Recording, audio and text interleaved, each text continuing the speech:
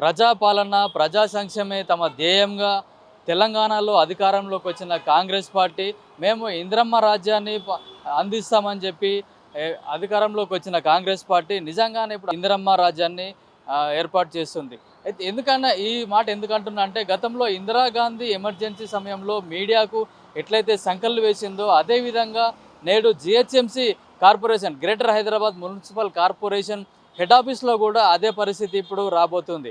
గత 3 రోజుల క్రితం జరిగిన స్టాండింగ్ కౌన్సిల్ సమావేశంలో మీడియా పైన ఆంక్షలు విధించాలని ఒక 4 కార్పొరేటర్లు ఈ విషయాన్ని లేవనెత్తారు. అయితే హఠాత్తుగా అంటే ఎజెండాలో లేని ఈ విషయాన్ని కార్పొరేటర్లు లేవనెత్తడంతో ఆ సమావేశంలో ఉన్న అధికారులు కూడా కంగుతిన్నారు. వీళ్ళు మీడియా పైన ఆంక్షలు పెట్టాలని ఎందుకు అంటున్నారు అని తెలియకుండా హఠాత్తుగా ఈ విషయాన్ని కౌన్సిల్ సమావేశంలో తీసుకురావడంతో వాళ్ళు అధికారులు కూడా కొంచెం కంగుతిన్న పరిస్థితి ఉంది. అయితే ఎప్పుడైతే ఈ 4 కార్పొరేటర్లు మీడియా పైన ఆంక్షలు విధించాలని ఇప్పుడు మేయర్కు చెప్పడంతో మేయర్ కూడా దీన్ని ఆమోదించింది. ఎందుకంటే చాలా సందర్భాలలో మీడియా వాళ్ళు వచ్చి అధికారుల విధులకు అడ్డు తలుగుతున్నారు.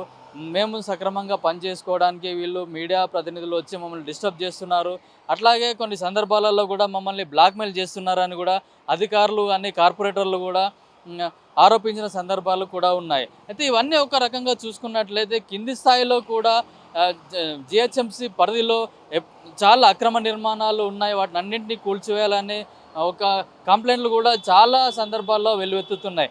అయితే ప్రతి సోమవారం జిహెచ్ఎంసీ హెడ్ ఆఫీస్లో ప్రజావాణి నిర్వహిస్తున్నారు. ఈ ప్రజావాణికి కమిషనర్ ఆర్వి కర్ణన్ కూడా హాజరవుతున్నారు. అయితే ఇదే ప్రజావాణిలో ముషిరాబాద్కు చెందిన కార్పొరేటర్ కూడా తమ పరిధిలో అక్రమ నిర్మాణాలు జరుగుతున్నాయి, వీటిని అధికారులు కూడా చూసి చూడనట్టు వదిలేస్తున్నారు, వీటిని కూల్చేయాలని కూడా స్వయంగా ఒక కార్పొరేటరే వచ్చి కమిషనర్కు ఫిర్యాదు చేసిన పరిస్థితులు కూడా ఉన్నాయి.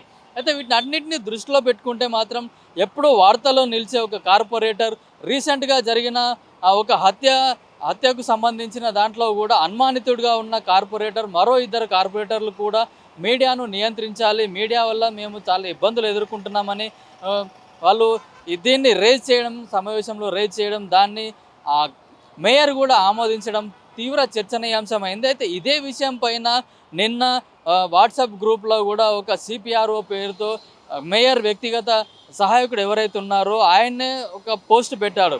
మీడియాకు ఆంక్షలు విధిస్తున్నాము, జిహెచ్ఎంసీ పరిధిలో ఉన్న అన్ని మున్సిపల్ కార్పొరేషన్లు 6 జోన్లో 30 సర్కిళ్లలో మీడియా ప్రతినిధులు కూడా ఎవరు కూడా అక్కడికి రాకూడదు అనేది కూడా ఒక వాట్సాప్లో సిపిఆర్ఓ పేరు మీద అది పబ్లిష్ చేయాల్సింది ఎవరు సిపిఆర్ఓ పబ్లిష్ చేయాలి, కానీ సిపిఆర్ఓ కూడా వాట్సాప్లో గ్రూప్లో పెట్టకుండా మీడియా మిత్రులకు స్వయంగా పిలిచి చెప్పకుండా కేవలం వాట్సాప్ గ్రూపులలో అది మేయర్ చెందిన వ్యక్తిగత సహాయకుడు పోస్ట్ చేయడం కూడా అతను ఏ హోదాలో ఈ పోస్టులు పెట్టారు, అది సిపిఆర్ఓ పేరు మీద పోస్ట్ చేయడం అనే విషయం కూడా జర్నలిస్ట్ వర్గాల్లో అయితే ఒక చర్చ అయితే జరుగుతుంది. ఒకవేళ నిజంగానే మీడియా మిత్రులు కనుక అధికారాలకు అడ్డు తొలగడం, వాళ్ళు పని చేయకుండా సక్రమంగా పని చేయకుండా చేయడం అనేది దాదాపుగా ఎక్కడ జరగదు. ఎందుకంటే అధికారులు కూడా ఈ మధ్యకాలంలో జిహెచ్ఎంసీ ప్రజావాణిలో ఎక్కువగా ఫిర్యాదులు వస్తున్నాయి, అక్రమ నిర్మాణాల పైన ఫిర్యాదులు వస్తున్నాయని కూడా చాలా సందర్భాల్లో మనకు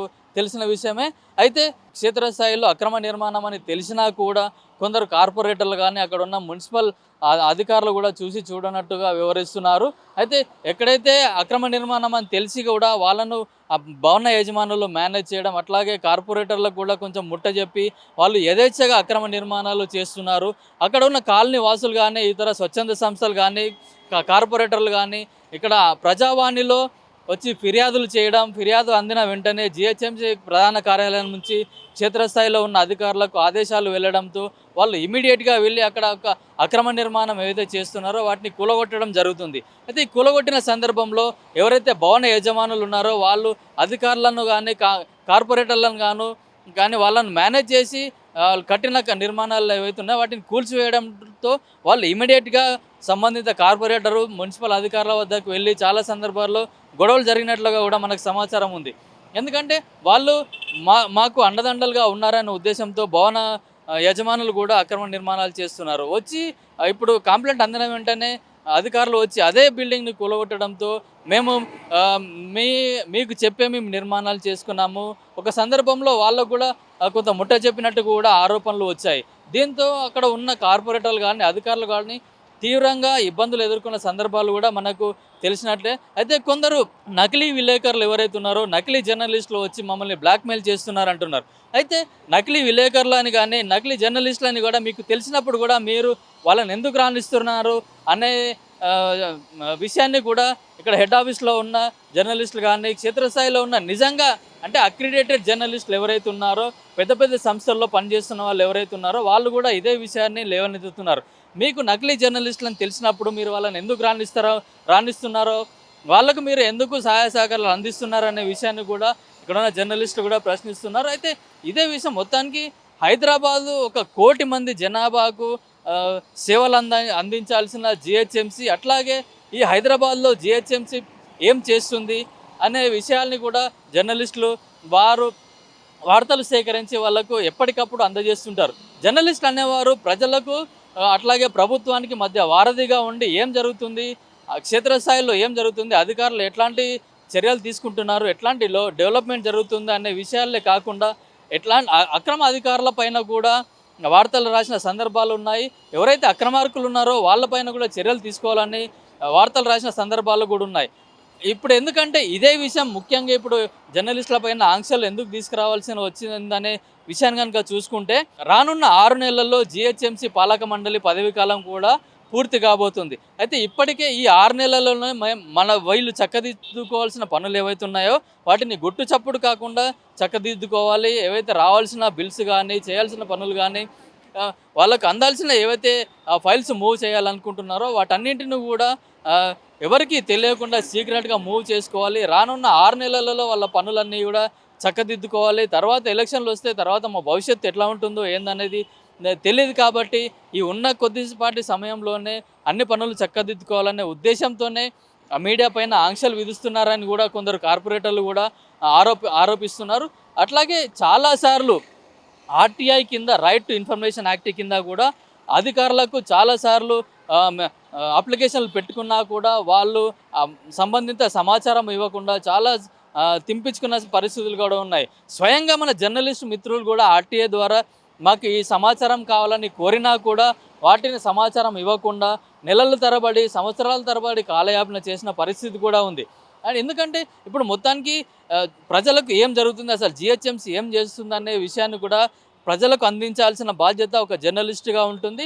అదే విషయాన్ని అధికారులను అడిగినప్పుడు చెప్పలేనప్పుడు కూడా వాళ్ళకున్న సోర్స్ ద్వారా కూడా కొన్ని విషయాలు తెలుసుకొని ప్రజలకు అందిస్తూ ఉంటారు. అయితే అదేవిధంగా ఇప్పుడు అధికారులు కూడా వాళ్ళు కనుక నిజమైన నీతి గల అధికారులు అయి ఉంటే ఇట్లాంటి జర్నలిస్టులను ప్రోత్సహించకుండా ఉండాల్సిన అవసరం ఎంతైనా ఉంది.